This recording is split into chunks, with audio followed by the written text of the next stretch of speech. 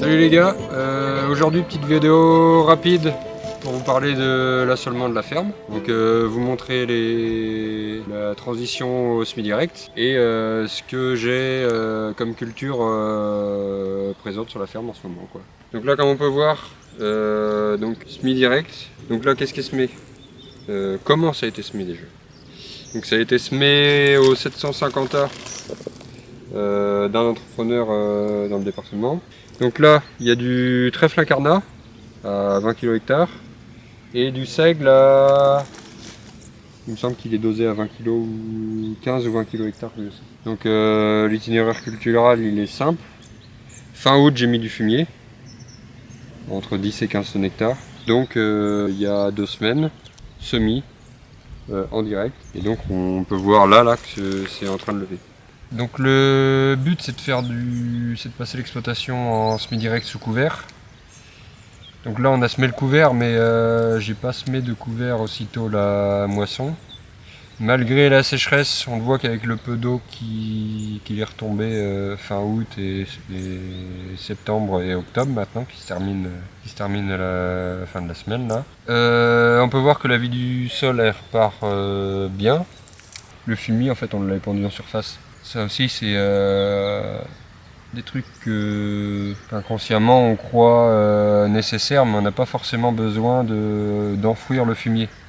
On le voit, hein, le fumier je l'ai pendu à même le sol comme ça, et il va se dégrader tout seul comme ça avec la vie du sol. On voit les turicules un peu partout, c'est reparti la vie. On est en gâtine. Donc le type de sol c'est des limons sur fond de silice. On est à grosso modo 10 ou 15% d'argile en moyenne. Donc ce couvert là il y en a 25 hectares de semés sur la ferme. Donc le but ensuite c'est de le faucher et de faire soit un maïs soit un tournesol. Voilà, c'est tout pour l'instant. Ouais, du coup sur la ferme on exploite sur 135 hectares. Il y a une cinquantaine d'hectares de couverts là, donc 20 ou 25 qu'on va récolter de trèfle incarnat et seigle. L'autre moitié c'est du couvert qu'on va redonner au sol.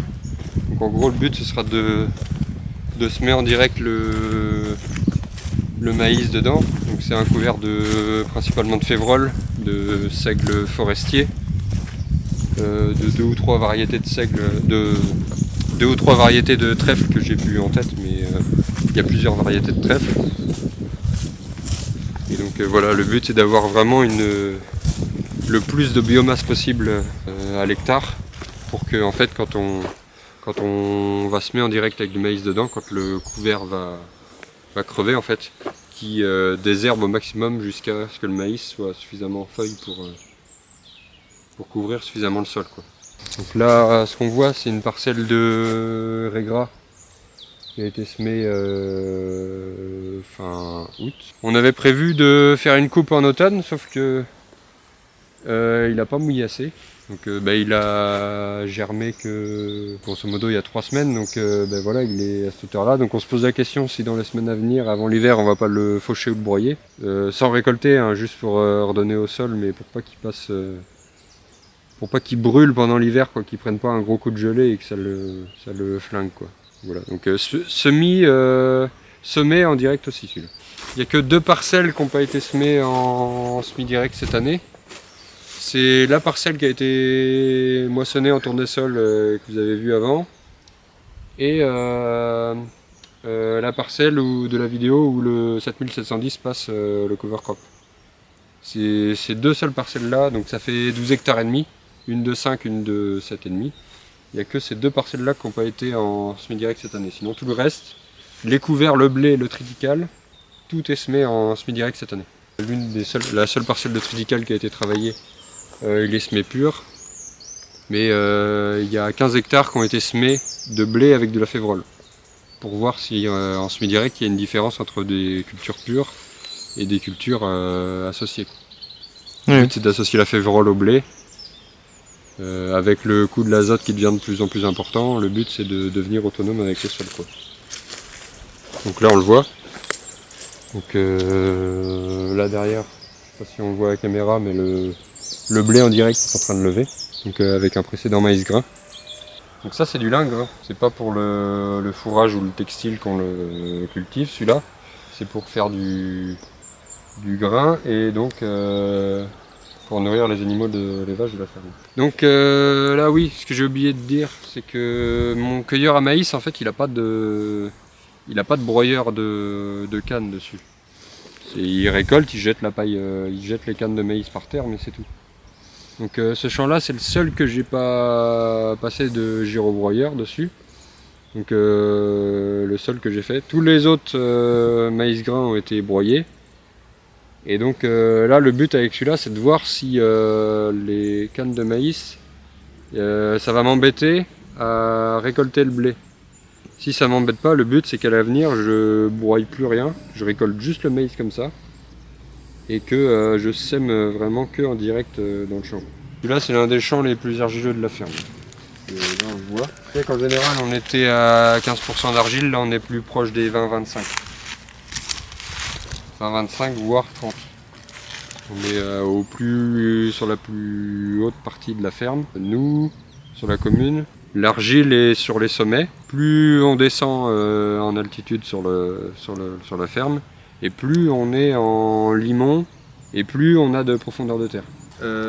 Donc comment on a fait? Donc 1 litre de glyphosate, donc 1 litre de matière active hectare. Le moins d'eau possible. Je crois qu'en bouillie on doit être autour des 50 litres de bouillie hectare. Et donc voilà, on le voit, le glyphosate n'aime pas l'eau, il faut le savoir. Donc, il faut le diluer avec le moins d'eau possible par rapport aux capacités du pulvé qu'on a. Et donc ensuite on le voit semis en direct du blé. Et là on est une semaine après le semis et on voit que ça y est, c'est parti, ça lève. Le triticale c'est un croisé entre du blé et du seigle. Le but c'est de faire un compromis entre le rendement du blé et la rusticité du seigle. Le but c'est d'allier rendement en paille, rendement en grain. Rendement en grain du blé, rendement en paille du seigle. Donc ça c'est l'une des seules parcelles sur la ferme qui n'est pas drainée. C'est pour ça que j'ai essayé en direct de semer de faire semer en direct du triticale. C'est pour voir s'il ne noie pas. La vallée là qui descend, en dessous la butte là. Normalement tout devrait noyer, donc c'est pour voir si le triticale il ne noie pas. Et voir si c'est possible en semi-direct arriver à faire des récoltes sur des terres qui se gorgent d'eau l'hiver. Le semis là par contre de sac de trèfle, on voit qu'il est loupé.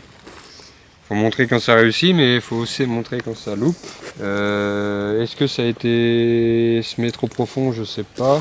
Heureusement pour nous, il y a du régras sauvage qui lève et du trèfle aussi. C'est pas tout perdu parce qu'on a du régras qui lève. On va voir. Donc là on est précédent lin. Donc le but là c'était de semer un seigle de trèfle qui a très mal levé. Et donc le but après ce serait de faire un tournesol ou un maïs. Ouais. Donc là on est dans le deuxième couvert qui a été fait cette année. On voit bien la févrole qui démarre. Le seigle aussi. C'est un précédent blé. Donc il y aura certainement certaines repousses de blé, mais ça c'est pas gênant. On voit surtout le seigle et la févrole pour l'instant. On verra comment ça évolue par la suite. Donc l'idée c'est de pas de récolter là. Le but c'est que on ait de la févrole qui monte à cette hauteur là. Le seigle lui il va monter aussi grand que moi, 1m80, entre 1m80 et 2 m. Donc voilà, donc affaire à suivre. Ce que j'ai pas dit aussi, c'est que le but avec le semi-direct, c'est de plus voir la terre du tout. C'est ça le principe pour réussir et ne plus avoir besoin d'avoir de moins en moins besoin de désherber les parcelles, voire de ne plus désherber du tout, c'est de ne plus voir la terre. L'un des principes de base de l'agronomie, c'est que la terre c'est un milieu nocturne, la terre ne doit jamais voir la lumière, et donc c'est pour ça qu'on la couvre avec du végétal. Le but du semi-direct, c'est de faire du semi-direct sous couvert, qu'en permanence il y ait une couverture végétale sur la terre. Ce qu'il faut essayer de faire, c'est qu'il y ait toujours une couverture végétale. Le mieux de tout, c'est qu'il y ait toujours une couverture de végétale vivante, pour jamais stopper la biologie du sol et que le sol puisse résister aux aléas climatiques. Soit des températures très chaudes, soit des grosses précipitations, ou soit des températures très froides. Que le sol soit tout le temps en fonctionnement, qu'il ne s'arrête jamais biologiquement et que voilà. Ça marche bien. Ça marche bien.